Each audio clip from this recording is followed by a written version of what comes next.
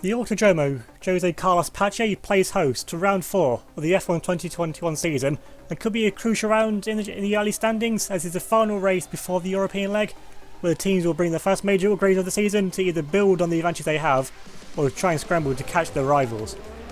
Alfa Romeo though didn't bring any upgrades to the car, but they come to this race with a striking new livery, a new black livery covered in Alfa Romeo shaped love hearts to promote equality and diversity in Formula 1, hoping they're bringing a new positive message because they bring positive vibes to the team for the remainder of the season. Ferrari on the other hand hadn't brought anything to this race weekend, the Maranello team looking towards the European segment to then focus on bringing upgrades, so once again Rio Haryanto and Charles Leclerc will have to do the best they can with what they've got currently. Toyota once again look to make steady progress, though the electrical issues have been hampering since the start of the season once again still look to be plaguing the car slightly, although the cars have been managed to run on slightly higher engine modes, giving a boost in straight line speed, and the team are optimistic of a podium finish this weekend. It wasn't just Alfa Romeo bringing the We Racers 1 message to Formula 1 this weekend, as Mercedes now unleashed the new Black Arrow and a black livery they'll be racing for the remainder of the season along with Alfa Romeo. Hey guys, Renault here! Welcome back to Formula 1, here for the Brazilian Grand Prix, round 4 of the season, and hopefully we don't get any of the commentary issues that I had back last week at the F2 Grand Prix. So spoiler alert, if you haven't seen that one already, definitely go and check that one out.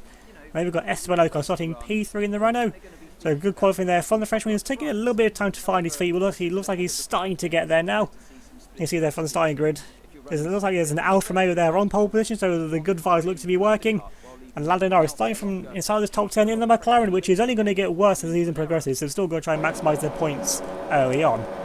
Now then, onto the formation laps, crucial that we get away here, especially with being an uphill start. It is kind of easy to stall the cars potentially. But on pole, it's Josh Chero taking the 3 points to go with it. And it's the Renault that completes the next few places, with Alonso second and Ocon, as we saw, in P3. And it's a fellow Renault-powered car of Mick Schumacher starting 4th to lead McLaren, headed the lead Red Bull in 5th of Max Verstappen. We have Kevin Magnussen in the other Alfa Romeo starting from P6, ahead of the lead of the Toyotas of Matsushita. Pierre Gasly starts lead AlphaTauri from P8, with Alex Albon and Lando Norris rounding off the top 10 places. In 11th place, just outside, we've got Sergio Safety Camera on a set of soft tyres. Everyone outside has a free choice of tyres, with Lewis Hamilton only in 12th place. Hulkenberg could squeeze a few points starting from P13, with Daniel Kvyat lead Mercedes only from 14th. Lance Stroll with a good lap gets through into Q2 to start from P15, and of Latifi and the two Ferraris of Leclerc and Rio Haryanto. George Russell could only manage 19th place out in Q1, and Sergio Perez with technical issues didn't manage a competitive lap time, but did set a competitive time in practice and is allowed to start the race. Looking back around there to the grid for the very uphill formation. I mean, I think this is the most elevated starting grid we have on the calendar this year. Nothing else comes to mind of being this far uphill and being on fast as well. We're pretty much at the crest of the hill, so it's pretty much advantage us really. And also being still on the racing line, we're now waiting for the rest of the cars to line up.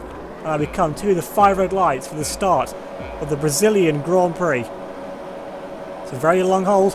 Now lights out and away we go. Looks like a previous side from where we go. Blind start, actually Alonso gets a little bit bogged down there on the inside line. Of course on the dead side of the track has to very aggressively cut off his teammate Esteban Ocon, just avoiding contact there between them, and then Ocon having to attack and defend from Mick Schumacher behind me. We get a pour on there through the exit section. Alonso finds an extra gear somewhere somehow, and he moves to the inside line of us and goes side by side. He's going at such overspeed, they must be running their car on maximum power now into turn 3. Going to try and hold it around the outside line off Fernando Alonso. He gives us the room, gives us the respect. Alonso keeping there up the inside line.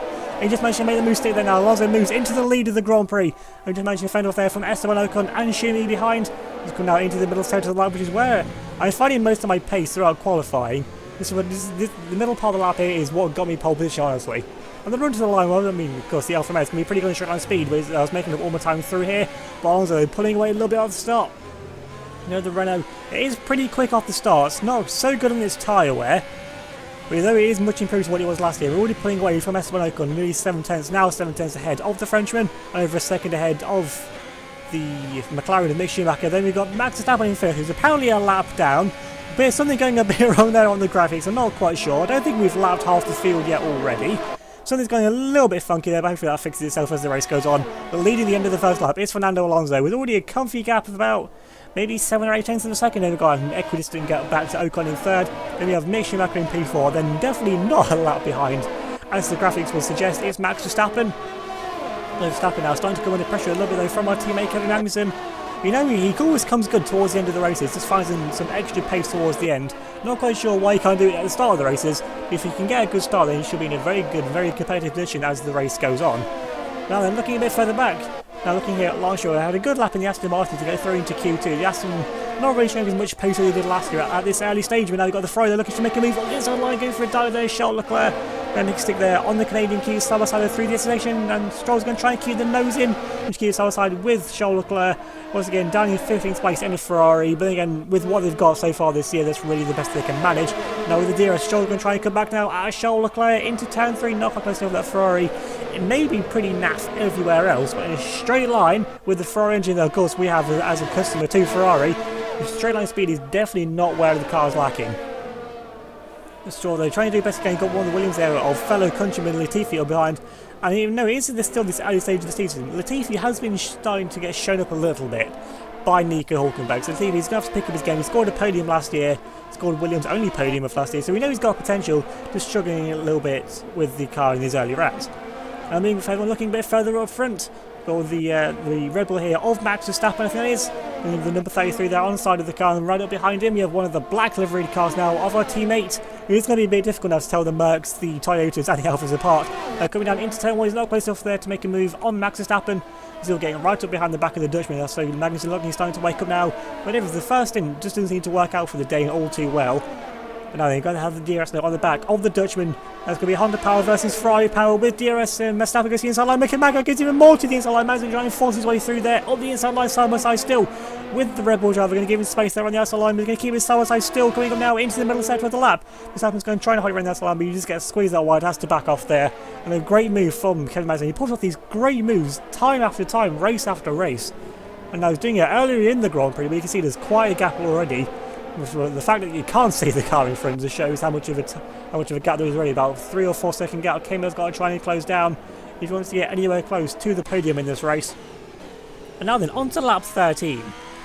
It's been a bit of a no man's land. Alonso's 2.5 seconds in front, and we've got Ocon 2.5 seconds behind.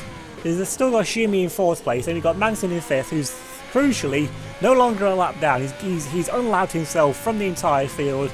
Again, not quite sure what was happening there with the graphics earlier on.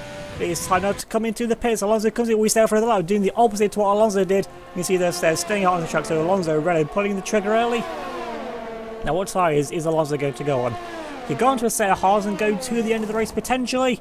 It's going to be a set of the medium tyres, it looks like. Couldn't quite see from that camera angle what tyres he was on. There's a few of the cars coming in behind, so it is time for some of the cars to start thinking about coming in. Now here's a set of hard tyres, so Alonso now trying to go to the end of the race, and it looks like a lot of the teams are. The AlphaTauri, the white wall tyres really do suit that car really well, really with the aesthetic of it. And we've got one of the cars that are making their pit stop. Conqueror, one of the Toyotas there coming as well.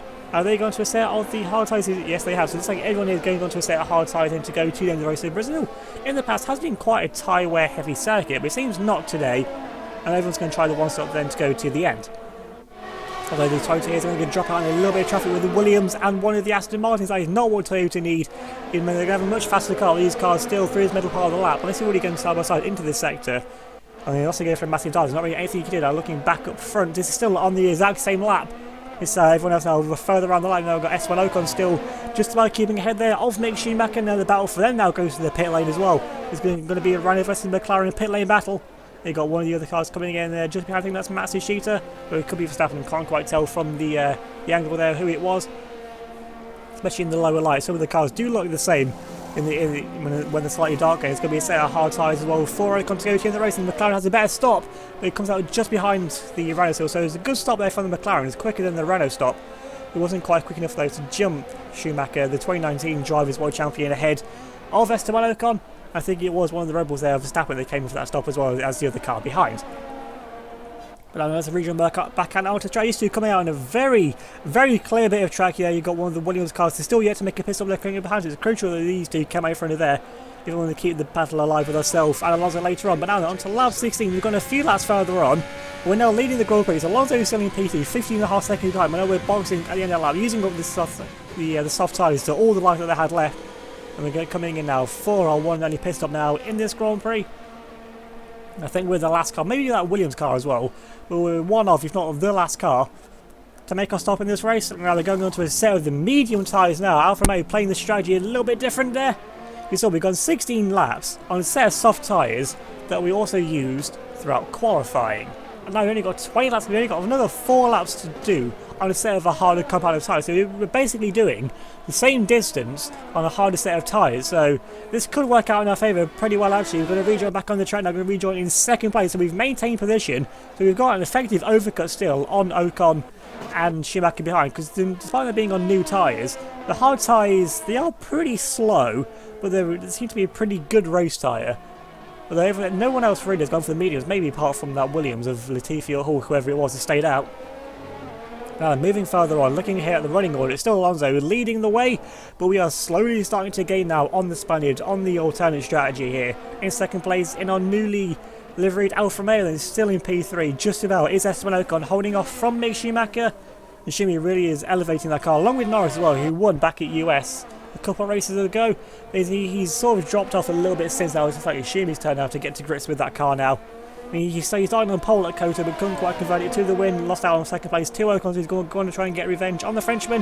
Now then, with DRS, Schumacher now going up now into turn 1 as he claps to try and make a move on a fellow Renault-powered car. Into turn 1, not close enough, of course, it's current Renault power versus last year's Renault power, because under the deal, it's a Vite badged engine, but it's still effectively last year's Renault engine in this car. So this McLaren, they can't be upgraded throughout the season because they're bringing a whole new chassis next year when they move to AMG power. They're coming into turn 3 once again. Schumi just not quite close enough there to make a move on Esteban Ocon. Of course, if they keep fighting, that's going to allow Kevin Magnussen to come into the fray, because he's not too far behind either. And then behind them we have Max Verstappen, who's also in a little bit of a world of his own. He's not catching up to any cars in front, and he's got the Alpha Tauri there with Pierre Gasly behind. He's not going to want to fall behind them. Then you've got the other Red Bull of Alex Albon, who's going to want to get in front of Pierre Gasly. Because Albon, he's won 2 races, he knows how to win a Grand Prix. The one that was under luck, one of them was on legit pace back at Australia last year. But being beat by the Alpha Tauris is not the way to secure a seat for next year. Then you've got one of the Mercedes here, Danny Kvyat's actually pretty high up the order. So Kvyat has shown some pretty good pace in this race so far. Ahead then of the home favourite Sergio Camara. And then we've got the other McLaren, Lando Norris, who's maybe got some sort of issue, but he's quite some way down the order. He started in P10, and he's gone a little bit backwards from the looks of it. And Lewis Hamilton, he's also not recovered all too well either. So once again, the issues, they seem to be plaguing the Toyota of Lewis Hamilton. I don't know what it is, but the issues, or maybe Matsushita's having the issues as well, but maybe Matsushita has found a way to drive around the issues better than what Hamilton could find in the 4th race here of the season. And back to we already got the Williams. And then the lead Ferrari, still all the way back here, is still ahead then of his teammate Rio Haryanto. To the Ferraris once again, just doing what they can with what they have, having to try and hope for a miracle really when the upgrades come in the European leg of the season, which starts at the next race. You've got Perez there towards the back, trying to chase down after Nicholas Latifi. Then we've got Stroll, and then right to the back here is Stroll's also on a set of medium size. So Stroll's doing the same strategy as what we are, so we're not the only ones doing it. So there is a method to the madness. Another moving forward, looking back once again to the Ocon-Schumacher battle. Coming now towards the later mid part now of the race. And so then once again Schumacher now then with the DRS on the back of Esteban Ocon. Ocon's going defensively between this line. Schumacher with the overspeed, going to go around the outside line of Ocon into turn 1. He's going to make it move, so he's going to have the outside line, which then turns to the inside line for turn 2. Then turns to the outside line for turn 3. We've got DRS on the back of Alonso, so we're catching up to Alonso as well. And Schumacher trying to go around the outside line. He's got the DRS still, has he? Actually no, Ocon now with the DRS, going to try to go back now up the inside line on the 2019 Drivers' World Champion. Now side by side still McLaren versus Renault here into the middle sector of the lap. That's what I was saying, you can't go side by side through here unless you're already going side by side into it, and Ocon pulls in front, but Schumacher has the racing line, but Ocon's still going to try and keep his nose in around the outside line. He's got the downforce, he's got the grip, he's got the chassis, he's got a good car underneath him, still trying to keep it there around the outside line, but he's just not quite got enough. Schumacher though, with expert defensive driving, just about, and I mean just about, manages to pull it through there ahead of Esteban Ocon up now into the podium place, where it was a brilliant battle there. It's been brewing for pretty much the entire race, but finally Schumacher manages to find a way and found an engine mode from last year's Renault engine to try and put it away through. But Ocon though, he's not going to rest his laurels there. Renault not going to be happy that a car using last year's engine has just overtaken them. And Ocon though is falling away a little bit, so maybe Ocon's tyres are starting to go off, maybe he's having to defend lap after lap. And again, Schumacher's have been having to push it well, so you think they've both been wearing out their tyres, but maybe the McLaren in this race on the harder tyres is just working a little bit better than what the Renault can do. I mean, they've both gone towards the Thundernose concept, so maybe Renault's still trying to understand that concept a little bit more than what McLaren have, because he used it last year as well. But now then, further on, looking back here now down the Kvyat in a very lofty place for what the Mercedes have been shown to not be capable of, really, in the past few years. There's coming under pressure now, though, from Sergio Kamara into turn 1. Sergio Kamara's going to go in the outside line in front of his home crowd. I'm sure they're going to be loving that in the main grandstand there, around the outside line to try and do what Schumacher did until work on a couple of laps ago, but Kvyat doing all he can. He needs to try and score as many points as he can with that Mercedes car in the early stage as well. And he's going to try and bring Norris through as well. Then Norris trying to go for a move on Sergio Kamara. Is he not quite close off there? Kamara parks his car in the middle of the road, leaving Norris there, nowhere to go. He couldn't go up the inside, couldn't go around the outside. So expert defensive driving again from the Brazilian, who has been already tipped at moving teams for next year if Red Bull don't get a hold of him. Rumours are already that Mercedes are interested in him. So Sergio Kamara making the move on the Mercedes Kvyat could put him in the spotlight for maybe moving to the German Giants next year. With the silly season starting already on race 4 of the season. And on to lap 29, we're right behind the back now of Fernando Alonso. We also, at some point, we've also set the fastest lap of the Grand Prix, so we've definitely got pace now. Although we're catching up to Lap and Aston Martin, and getting a little bit of flashbacks here, a little bit of deja vu to what we had back in Canada, the opening race, where we were catching up Alonso for the win. We're on a set of faster tyres then, and Aston Martin and Sergio Perez completely pile drived us out of the way into the final chicane, cost us any chance of victory, and almost took us there out of the race. But now the Aston is to the turntables, and I was up the running there a little bit through the middle sector. We've gained a little bit more through here. There's just nothing we can do. We need to get as close as we can. Just to try and keep here with Fernando Alonso here through the middle sector, try and get a good run now down through the final corner here, the infamous corner from 2008, where Glock let Lewis Hamilton through to win the title. And now then, still we're going to have the DRS now on the back of Fernando. The teamwork's coming to the pits once again. I don't think we can get to the end on these tyres, but we're going to go to the end. We've come into this strategy now. And the back of the DRS going to pull to the inside line. Fernando Alonso into turn 1. He made a mistake. He's breaking. We run out wide, though. We run out very wide, trying to force Alonso out wide, just trying to cover off the outside line. Alonso getting very close to Mclaren, having to brake check him almost in the middle of the corner with how much of a tight line we have to take. Now then, Alonso, you've got the DRS to try and come back just now, though, into turn 3. Alonso is getting on the DRS. We think about making meetings on the line, but Alonso there, he doesn't go for a dive.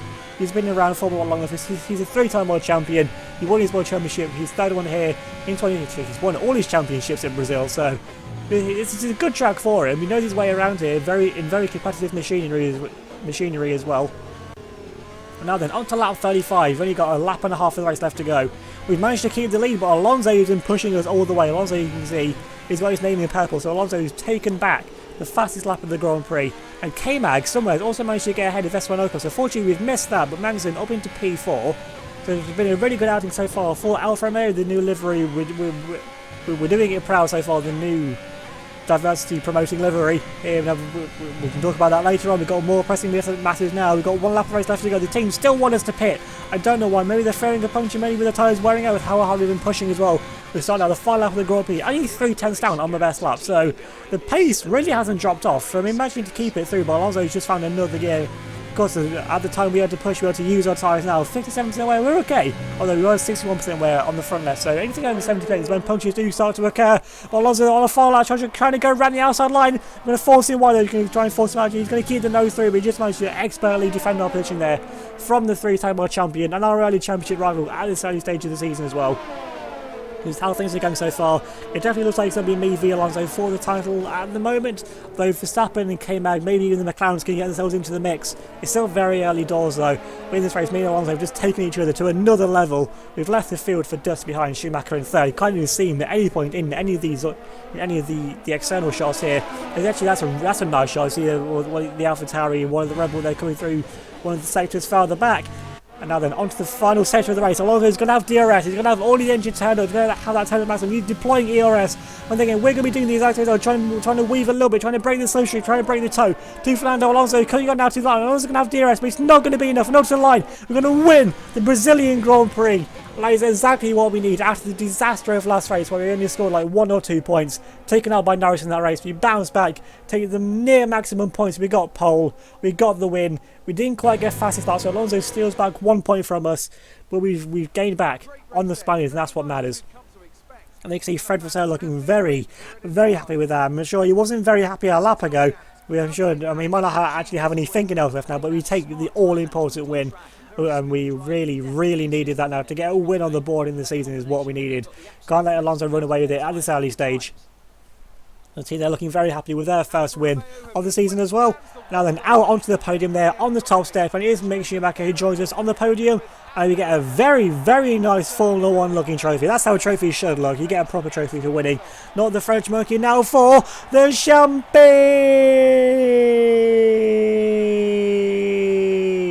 We spray there on Alonso. Mick Schumacher there doing his own thing up there on the podium as well. 3 different teams on the podium with technically 3 engines there as well, showing how competitive this season could well be.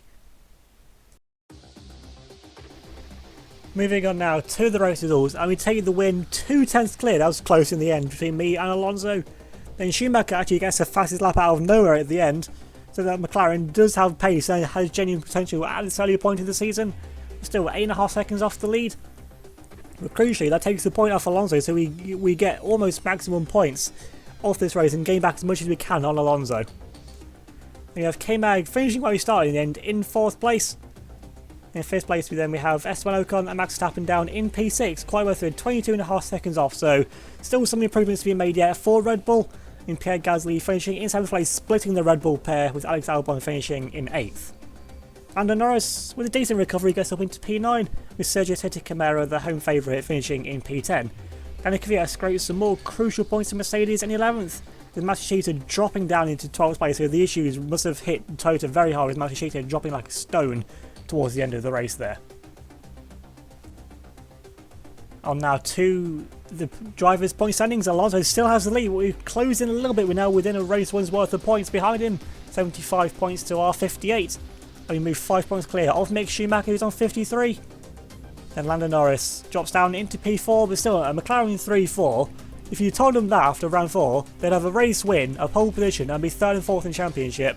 I think they would have the thing that they want that what you've been smoking around the back of the paddock, along with Claire, the interviewer, who thinks it's raining in the desert half the time. They got Esteban Ocon in 5th place on 39 points. Joint on points with Verstappen, but by better result, Ocon's ahead. And then K-Mag's now starting to get back on the board now on 38 points, only 1 point further behind. And he moves ahead of Sergio Camara in the AlphaTauri. And Alex Albon gets up into 9th place in the Red Bull, still behind one of the AlphaTauris. He's want to get ahead of them pretty quickly if he wants to have any chance of saving his seat at Red Bull for next year. Don't let that gap grow too much. And Matsushita, only scoring 1 point in this race, drops down into 10th place. There's Pierre Gasly in P11 and Lewis Hamilton still just about managing to cling onto a place in the top 12. And now moving on to the constructor standings. We've got Renault still leading the way, 25 points ahead of Alfa Romeo on 121 to 96. Alfa Romeo now move 1 point clear of McLaren, so it's still very, very close at this early stage in the drivers and in the constructors as well with these top 3 teams here. And we've already got a little bit of a gap from McLaren down to Red Bull, who are in P4 and 67. They are 12 points clear of their sister team AlphaTauri. Toyota in this race only scored 1 point and they move on to 42. And remember, Toyota were the Constructors' champions for last year and led the drivers' title all the way to the end of the final race, so they needed really to get on top of these electrical issues. They're just bleeding out points now. They're already 79 points off the lead, and they did win the Constructors by 79 points last year, so they've got to pull out a miracle now to get anywhere close to this title fight. You've got Mercedes in P7 on 29 points, 9 points clear of both Aston Martin and Williams, with Ferrari bringing up the rear on 7 points. So that's been the 4th race, the Brazilian Grand Prix. Remember to leave a like if you enjoy, leave a comment down below, subscribe if you need to hit the notification bell so you don't miss out any future videos. You'll be notified whenever I upload a video with either my WWE series on Monday and Friday, something different in the middle on Wednesday, so either Shadow of War, Wreckfest, or a series which is going to be returning if it's not yet. I'm recording this ahead of time, but if it's not out yet, it'll be out very, very soon. The revamp of a past series, bringing it back. And of course you got F1 and F2 on various Saturdays as well throughout the year, so definitely hit the bell so you don't miss out on any of those uploads. Also down in the description below will be a link to the Driver of the Day poll, so if you want to vote for who you think did the best job in this race. Also down there, along with that link, will be a link to the wiki for the series, which is basically fandom Wikipedia, which I've made myself ever since the 2014 season, so one for every team, every driver to have ever been in this series, and maybe even sneak peek at what's come up in the future as well. So I've edited it myself after each race. It's about 80-ish pages now, so it's a lot of work, and collectively it's been a lot of work, so I'd appreciate if you're going and give that a look as well. So yeah, hopefully you enjoyed this race. Thanks for watching, and I'll see you all next time.